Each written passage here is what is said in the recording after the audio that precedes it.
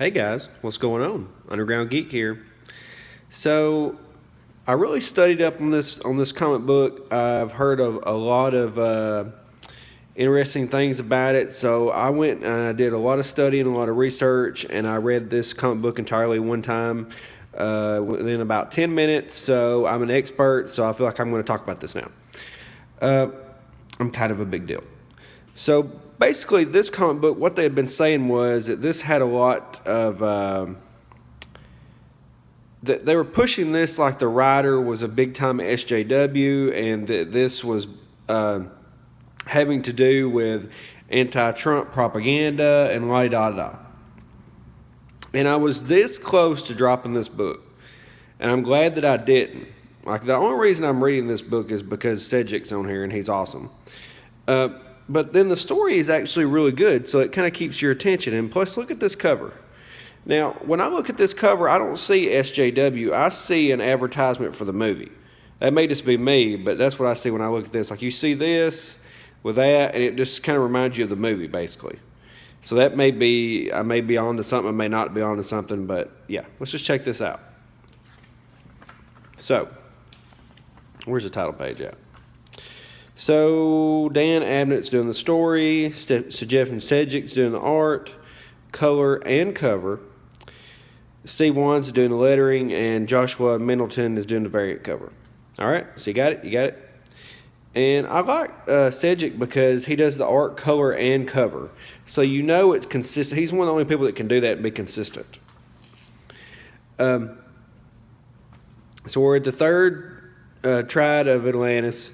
And we've got this guy here. His name is Biss. He used to be the keeper of animals, and now he's leading an uprising against the evil king that has usurped Aquaman. Okay? You got it? And so he's got some awesome dinosaurs with him. Look at that. That is freaking sweet. I like the way that he draws these, and I like the way that he does expressions on people's faces. Look, she has a different expression from one panel to the next, and so does he. Well, I don't know. He kind of looks the same. I don't know.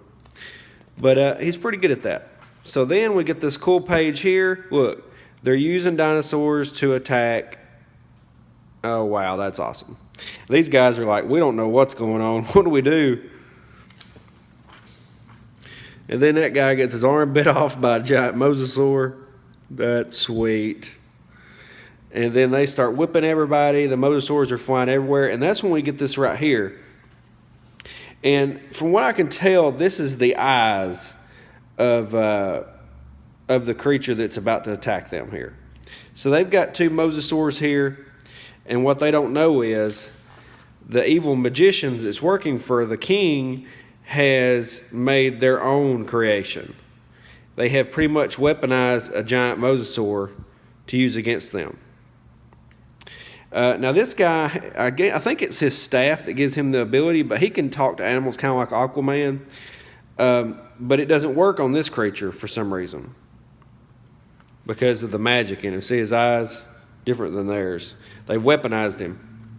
So that's when Aquaman shows up and smacks the crap out of it. And he says, by all the little fishies in God's ocean, the Aquaman. And that's when we get a cut scene here in Amnesty Bay. And Gar is talking to one of his friends. And in the last couple episodes or issues, he's been helping Mira to try to break into this force field that's over Atlantis. Once he did that, he escaped.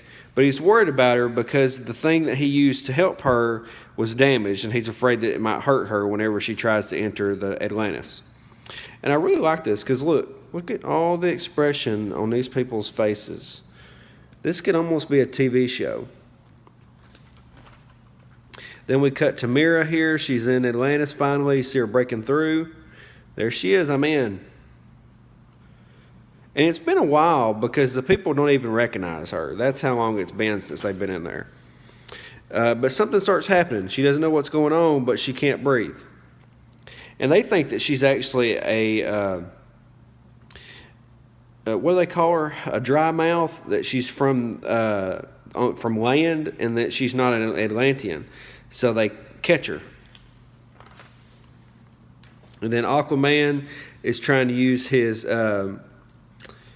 telepathy to try to talk to the creature. It's not working, so he's left with no choice, basically. He has to kill the creature. So he one hit kills it, and then there comes backup for the bad guys, so they use Dolphin's solar flare to escape. That's when he's reintroduced to everybody in the group, and they can't wait. Look, they're really happy to have him back. Look at the expressions on their faces. Look at the emotion. And the king is not happy. And this is where they're saying, "Oh, he's being like Donald Trump, all this stuff, blah blah blah." I saw none of that in this book. None of it. He is nothing but some kind of weird tyrant. He looks nothing like Trump. There's nothing to it. So basically, his little helper here has to calm him down because he's pretty much a psychopath at this point. He goes from one emotion to the other, and at any moment she could be killed. That's what kind of pretty much where they're at with him. And then we get this cool thing here where we get the introduction of King Shark. And King Shark looks different, and I really like this look. I like that they went with a hammerhead this time. It's pretty cool, isn't it? It reminds me of Street Sharks. Remember that TV show Street Sharks? It reminds me of one of them. Wish they'd bring that back. Street Sharks. Comment in the bottom if you wish that they'd bring back Street Sharks or do like a comic book or something. So this kind of gets my attention here. You'll notice some names here: Jim Lee and James Tynion. The children of Adam, the immortal men. From the pages of Dark Knight's Metal. Wow, that's cool. It's coming this December. I think I'd like to read that. I think I will. I think I will have me some of that. And so then we get this shot here where he's checking on Mira, and Mira's like, "Holy crap, look at those teeth. Look at this cool shot here." She's in that little bubble tank. That's when he is talking to his crew about Aquaman and Dolphin here. And it's been a while, so they don't recognize him. They don't trust him. He said, "I thought he was just a rumor. Is he pretending to be the old king? That's disrespectful, that is. Why should we rally around him, Biss?" And that's when these people show up here. Now, these people, she recruited this dude. He used to be part of Atlantis' royalty, or part of their crew until he kept backstabbing them all the time. But he knows where everything's at. So she used him to go get relics that she needed. They don't get along that well. Oh, look at that. He does so good at the expressions on people's faces. Crisp. Nice and crisp. But anyway, see if my phone will focus. So that's when they give him what they'd been meaning to bring him all this time. And it says, "Listen up, Wraith. Wraith must be stopped." It's as simple as that. That's a king's name. "This man alone can lead us to salvation from Wraith's tyranny. What do you say, Orin?" That's his name that he's going by. He says, "I say, bam, Atlantis uprising." Whoop, whoop. That's a low cut bottom there, Dolphin. You might want to be a little bit more conservative. I'm not mad at you, but you may well be a little bit more conservative. Love the expression. Now, there's another reason why I really like this page right here. If you used to watch a lot of older anime, when they would show a lot of expression on their face, their hair would show expression too. It's almost like their hair frilled up like an animal's.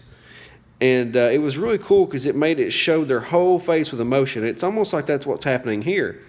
So I liked it even more because of that. But yeah, I mean, it's just a really good series so far. Next, the crown comes down. That means you're going to bring down the force field. So you definitely want to read next on this. What do you guys think? Did you guys see anything SJW? I didn't. I don't see the big deal. I think sometimes, I almost wonder sometimes if they don't do it for advertising, to try to get attention to the book. But I think I like this. It's some really good art. Look at the detail in that dinosaur. Now, they call them monsters. They don't call them dinosaurs, but obviously that's a mosasaur. But pretty cool, guys. Now, I noticed a lot of the people look the same, but that's okay if you change it just enough to where it works. But I'm very interested to see where this story goes. I like all the character development. But yeah, what'd you guys think about this? What'd you guys think about my review? Hit the like button, hit the subscribe button. Also, I've started a Patreon, so if you would, please help me by putting some money in there. That's going to go towards my my laptop and my new comic book that I'm making. So yeah, every little bit helps. And also, I have a Teespring link in there as well if you'd like to support me by buying one of my T-shirts. That way you're getting something out of it. You're not just giving me money. You're getting a cool T-shirt. You can wear it around. You can look awesome. It's a win-win. All right, guys. Aquaman number 30. It was good. Definitely read it. And remember to resist. All right, guys. Underground Geek out.